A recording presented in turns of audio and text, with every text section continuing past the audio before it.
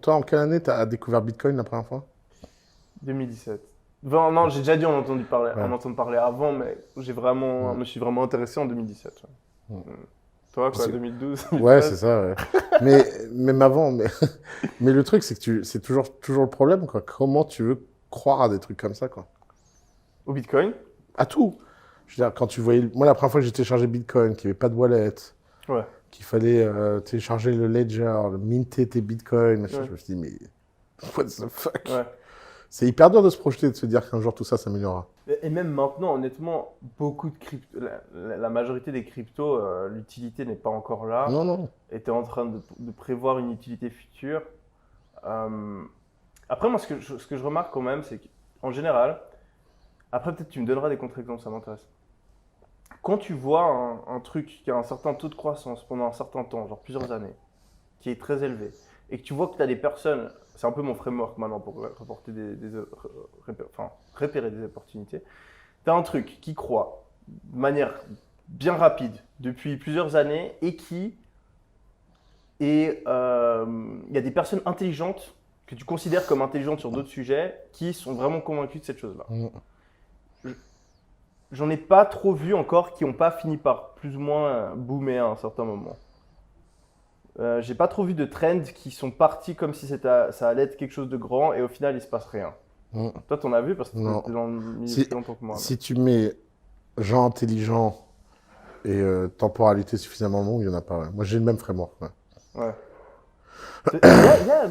Est-ce que toi tu t'es investi depuis quand? Depuis les années Moi, ça 2000? fait 15 ans maintenant. Ouais. Ok. Est-ce qu'il y a un truc vraiment, genre ça a été une grosse bulle et en fait rien derrière, genre plof. Non, tu sais, tout le monde cite tout le temps les tulipes. Ouais, Dit la bulle des tulipes. ouais, Mais les tulipes, c'est un marché immense. Hein. Et la Hollande, grâce ouais. à la spéculation, est encore le leader incontesté dans le monde. Hmm, Alors, ça s'est corrigé. mhm, On a cru qu'à un moment, ça valait plus que le PIB mondial. On s'est dit hmm, peut-être que c'était un peu exagéré. ouais. Mais ça reste un marché. Tu sais, il y a des gens, ils ont des fortunes dans les tulipes et les fleurs en Hollande à Ils milliards. les Hein. exportent? Bien sûr. C'est le plus grand exportateur du monde. Ça dure, comme tu dis. Ouais. Ça vit combien de temps? Bah, non, mais alors, c'est pas les tulipes que tu vois, c'est les bulbes. C'est Ok. devenu le plus grand importateur-exportateur de fleurs du monde. Il y a le marché des fleurs de Amsterdam, blablabla. Ouais, Et c'est une infra qui existe, qui est dingue, ouais, parce qu'il y a eu la spéculation ouais. qui a permis tout ça, en fait.